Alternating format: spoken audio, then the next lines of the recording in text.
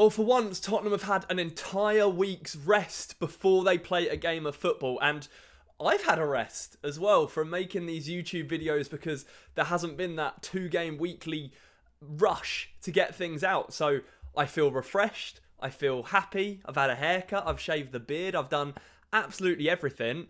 And now the worry and nervousness of Tottenham playing again can start to creep in. Manchester United on Sunday, a huge game. I feel like I've said that a lot over the last few weeks. For a lot of different reasons, Tottenham have the chance to, I believe, leapfrog them in the table with a win over them. They are a team that we've beaten twice already this season. But Ruben Amorim, with his war of words, and I don't know whether he did it on purpose today, but he said, with all due respect to Ange Postecoglou, I am at a bigger club. He was talking to it in the context of pressure and expectations. And while you perhaps can't argue that Ruben Amorim is in charge of a bigger club, it was a very weird thing to say. A very strange thing to come out with ahead of the game. And I just feel like that is going to fuel Ange's team talk ahead of this.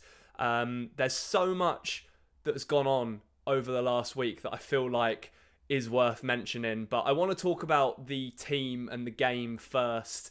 In true Tottenham fashion, I don't know if any of you saw, we went out of obviously that FA Cup against Aston Villa after a very tame performance once again.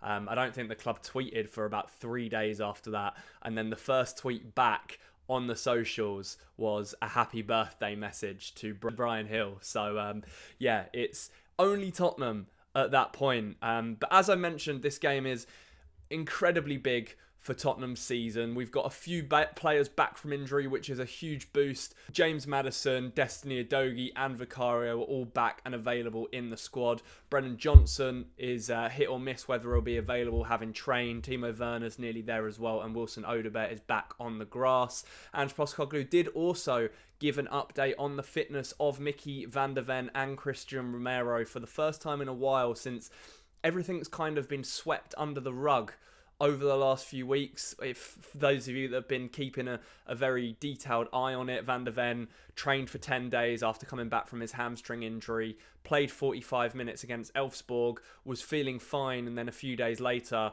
had a setback. And Ange has explained that he is seeking external expertise now to deal with his hamstring, and he's in a very similar, I think, situation to Bukayo Saka, in the sense that he wants to condition his body so that the way that he plays under Ange Postecoglou and that sort of high-intensity style doesn't affect him as much in the future. So it's not necessarily about the injury that Mickey has had this season with his hamstring. He is making sure he can get his body into a place going forward where he doesn't pick up as many injuries, because the last thing we want is him to just be injured every 2 or 3 months, miss significantly more games than he would by sitting out an extra couple of weeks now and coming back and not re-injuring himself. And I think it's a very similar situation with Romero. He's about 2 or 3 weeks away from being back in the team, so we are unfortunately going to have to wait until we see them. Hopefully they're both back before we head into the Europa League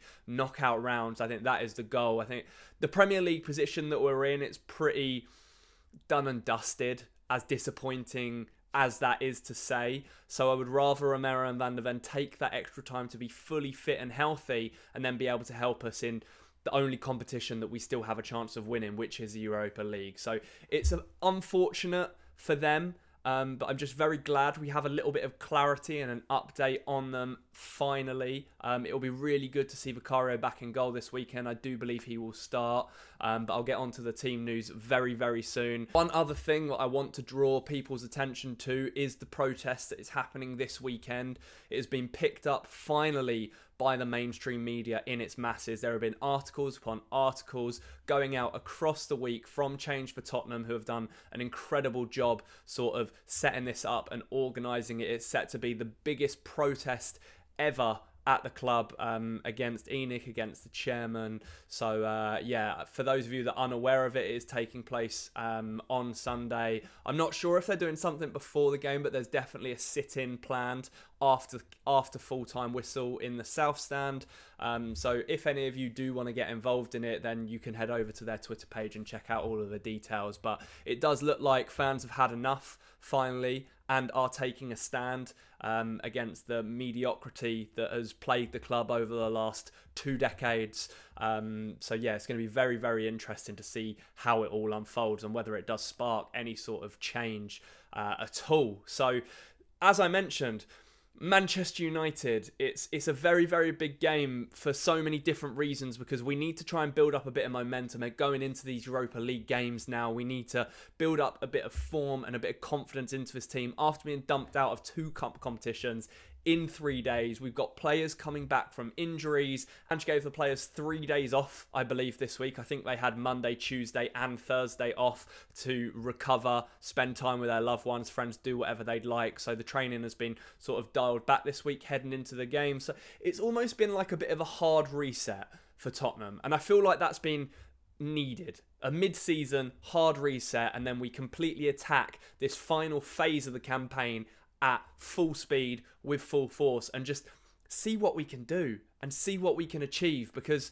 we still have a big trophy on the line against Manchester United. I think it's not out of the question that we can still do something in that competition, which is why I still feel the need to come across quite positive going into this game. I know people are fed up. I know people are really upset with what's happened over the last week or so, losing to Liverpool and Villa.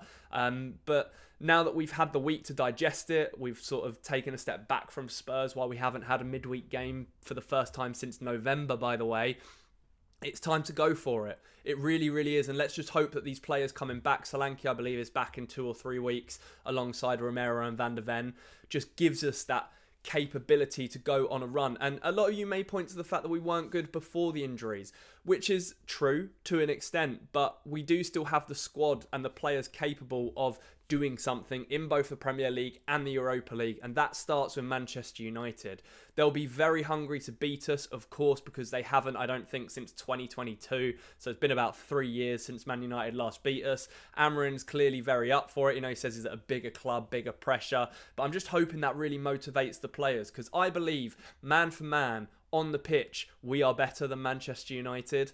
I don't think their style and their system under Amarin is working at all.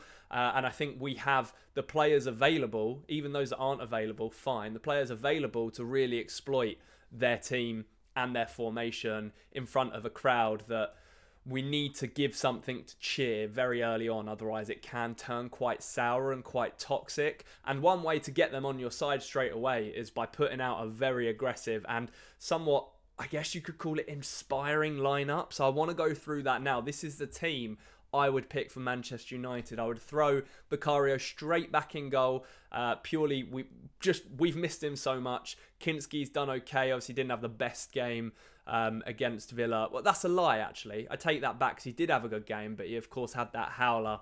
Regardless, I'd put Vicario in goal. I would have Jed Spence at right back and give Porro a rest. I would have Danso and Ben Davis in the centre of the defence, and I would have Destiny Udogie back in at left back. Udogie's been training for ages. He's fine, he's fit, he's available, so no worries there. In midfield, I would have Archie Gray at that number 6 and finally put him in his preferred role as a Tottenham player. In front of him, I would go with Lucas Bergvall and James Maddison. Throw Madders back into a team as well. Why not get all of them in there? Bergvall as well, Basuma and Bentancur and Sarr possibly all on the bench. I don't think any of them have really been up to scratch over the last few weeks. So that's a midfield I would go for. I would go Kulusevski on the right. I would go Son on the left, and I would go Matis Tel as the striker. Of course, Tel got his first goal for Spurs against Villa. He looked much more comfortable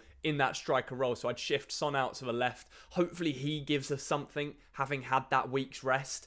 Something to cheer him for, something to get behind him for, because he's come under a lot of criticism over the last week or so.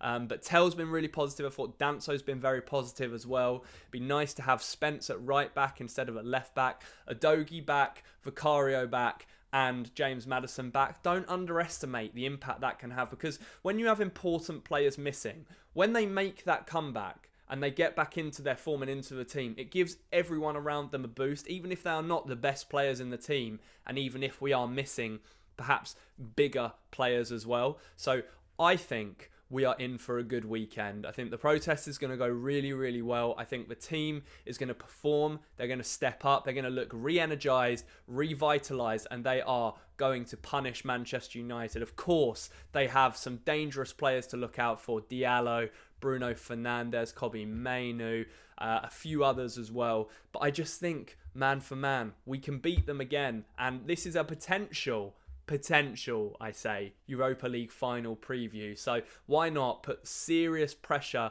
on Amorim and Manchester United, get one over on them, and start an upwards trajectory going into the final few months of the season. We all want to see it, regardless of our thoughts and feelings on the club at the moment. Let's just hope for a win and 3 more points, and that would be 2 Premier League wins in a row. Can you believe it? I think we could head up to 13th or 12th in the table, which sounds absolutely ridiculous, but it's better than being down in 16th, which is where we could end up if we lose. But let me know down in the comments what you think is going to happen in the game this weekend. Give me your score predictions. I'm going to go for a 3-0 win. I'm feeling confident this weekend. Don't ask me why, but that's what I'm going with. Thank you so much for watching. Don't forget to like the video and subscribe to the channel if you are new around here. Enjoy the game on Sunday if you're going. And as for the rest of you, enjoy your weekend. And as always, come on you Spurs.